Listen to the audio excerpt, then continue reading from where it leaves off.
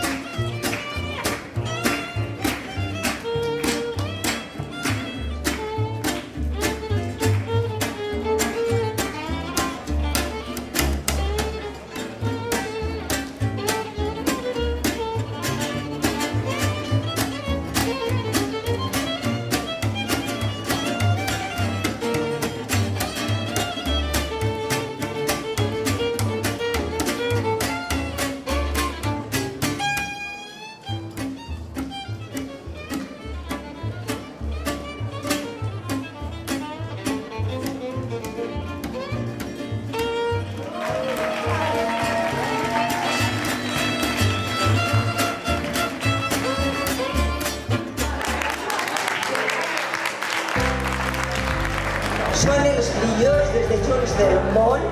Pues siempre que estoy en Valencia intento ir. Estoy muy orgullosa de haber recibido este premio. Porque yo me había rendido y ya no era ciudadana. Que recibimos desde Valencia. Habíamos prometido que íbamos a venir a un desayuno, pero bueno, hemos venido a una cena. Muchísimas gracias.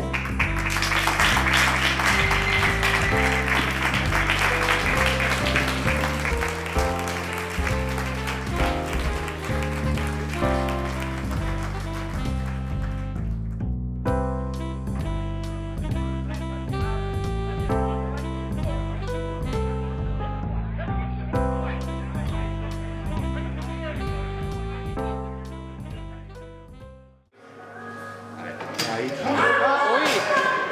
Eso. El making of. Es el riesgo que corre.